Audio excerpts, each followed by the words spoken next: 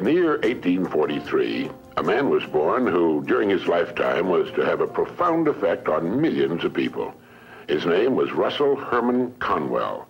He became a lawyer, then a newspaper editor, and finally a clergyman. Well, one day a group of boys came to Dr. Conwell at his church and asked him if he would be willing to instruct them in college courses.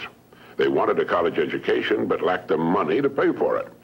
He told them that he'd do all he could, and as the boys left, a thought, an idea began to form in Dr. Conwell's mind. He asked himself, why couldn't there be a fine college for poor but deserving young men? Well, here was a great idea, and he went to work on it at once. Almost single-handedly, Dr. Conwell raised $7 million with which he founded one of the world's leading universities.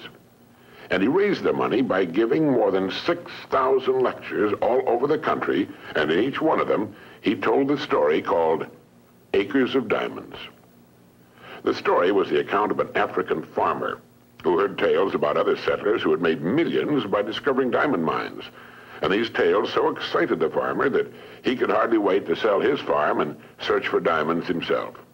So he sold his farm and spent the rest of his life wandering the vast African continent, searching unsuccessfully for the gleaming gems which brought such high prices on the markets of the world. Finally, in a fit of despondency, broke and desperate, as I remember the story, he threw himself into a river and drowned. Now, meanwhile, the man who had bought his farm one day found a large and unusual stone in a stream which cut through the property.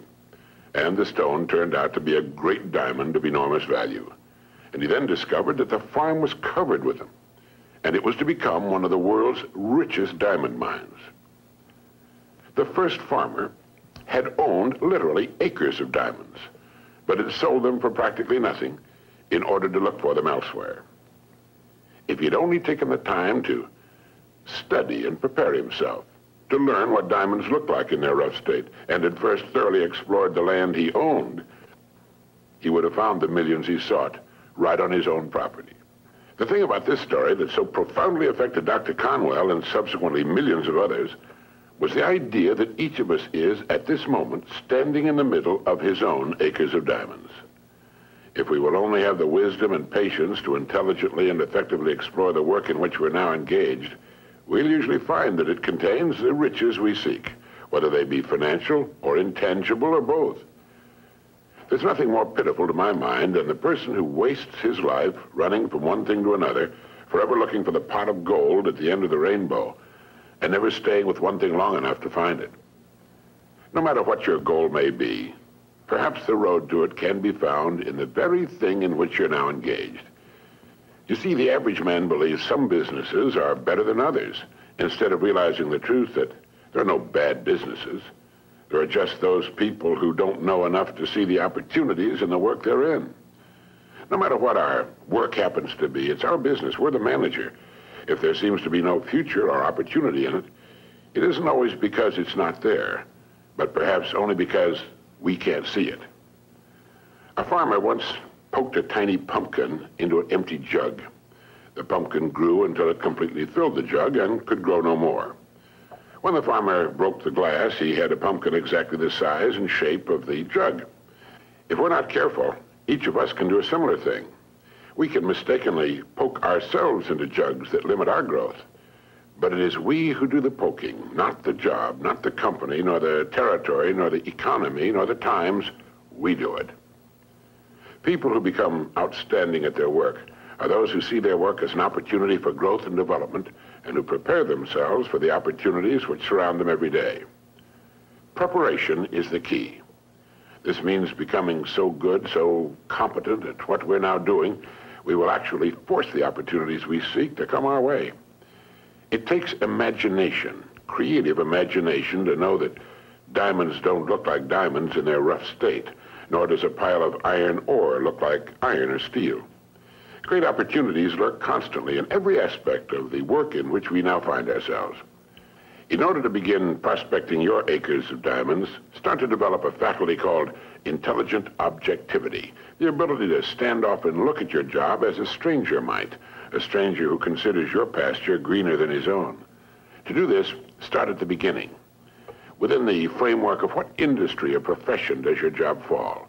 Do you know all you can know about your industry? How did it begin? Why did it begin? Who started it and when? What's your industry's annual dollar volume? How fast has it grown during the past 20 years? What's its projected growth during the next 10 years? In short, start now to become a student of your industry. You'll be amazed at the results. In 5 years or less, you can become a national expert in your field. And it's the experts who write their own tickets in life. Surveys indicate that the great majority of people seem to look at their jobs as being as far as they can go, as the end of the line. They need to realize how really desperately an expanding and dynamic industry needs and seeks the uncommon person who is prepared to share in its growth, how richly it will reward this person of vision and action. On the other hand, those who are not preparing and growing are not just standing still. In relation to their industry, they're going backwards.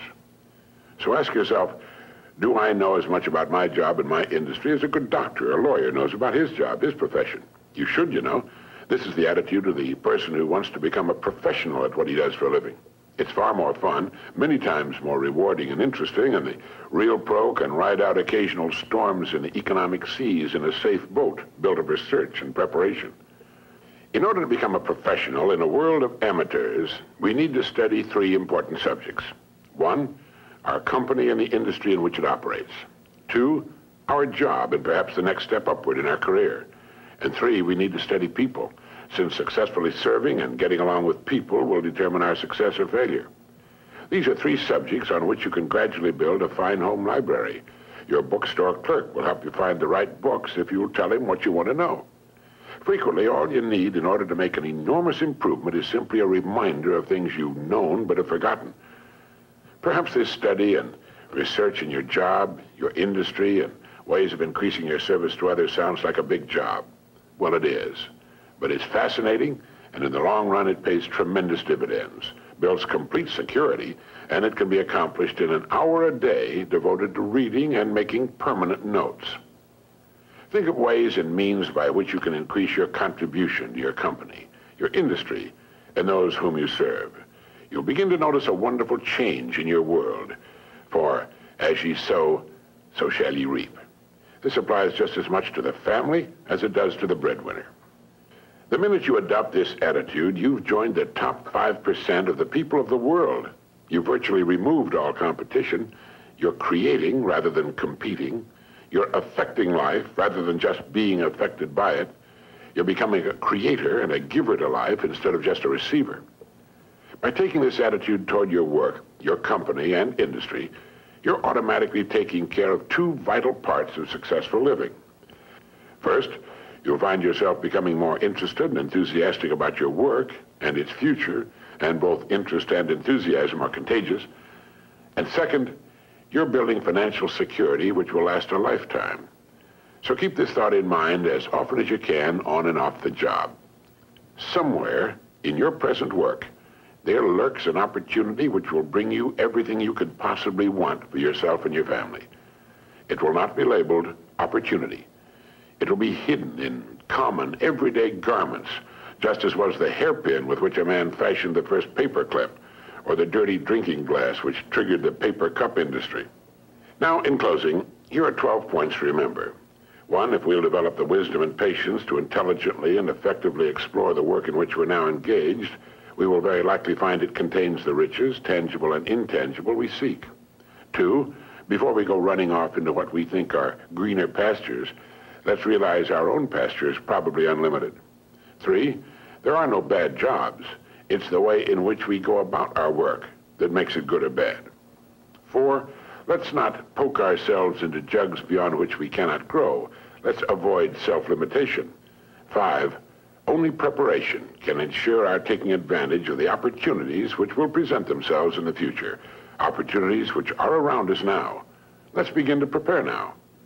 6, put your imagination to work on the many ways and means of improving what you're now doing. 7, learn all you can about your job, your company, and your industry.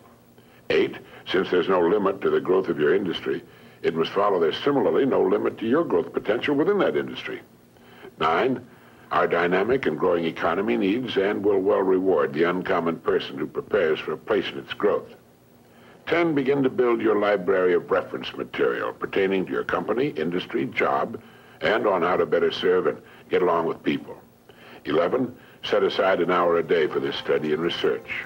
12, remember the story of the Acres of Diamonds.